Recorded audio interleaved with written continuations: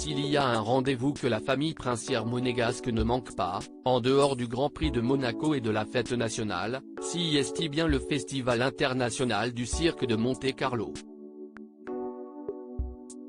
Après plusieurs années sans le moindre spectacle à cause de la pandémie mondiale, les shows sont bel et bien de retour pour le plus grand bonheur de la présidente de l'événement Stéphanie de Monaco. À la tête de la manifestation depuis 17 ans, la princesse a fait de cette mission une priorité dans laquelle toute la famille l'accompagne.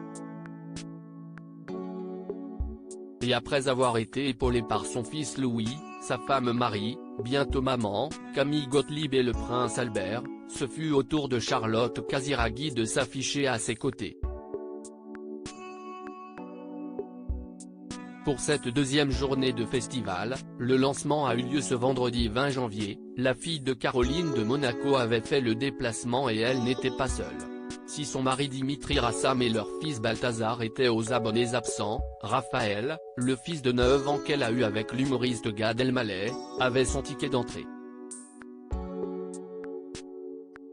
Parfait mélange de ses parents, le petit garçon, élégant en jean et col roulé noir, s'est régalé devant les numéros des différents artistes qui défilaient sous le chapiteau de Fontvieille à Monaco. On se souvient que Raphaël avait fait sensation avec cette même élégance au moment du lancement des festivités de Noël, avec Jacques et Gabriella de Monaco. Raphaël entre Monaco, Paris et le Maroc. Avoir fait partie de la famille princière monégasque est une grande fierté pour Gad Elmaleh. Ce dernier, un temps frileux à l'idée d'évoquer son passage au sein des Grimaldi, a finalement osé en parler dans ses spectacles mais préfère se focaliser sur les différences de culture qui ont existé entre sa belle famille et la sienne, originaire du Maroc. Il ne revient toujours pas d'ailleurs, mon fils a 9 ans, il a une grand-mère qui est à Monaco, et l'autre qui est ma mère. Si est-il la vérité? Je charrie avec affection, je pointe du doigt le décalage seulement, confiait-il dans les colonnes de Nice Matin.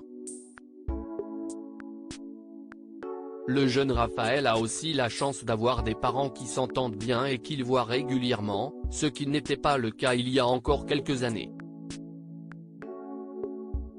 Après son succès fulgurant en France, Gad Elmaleh a tenté sa chance aux États-Unis mais a fini par revenir dans l'Hexagone pour une raison évidente, si est comme celui qui rêve d'aller sur une île déserte mais une fois que tu es sur l'île déserte, elle est déserte.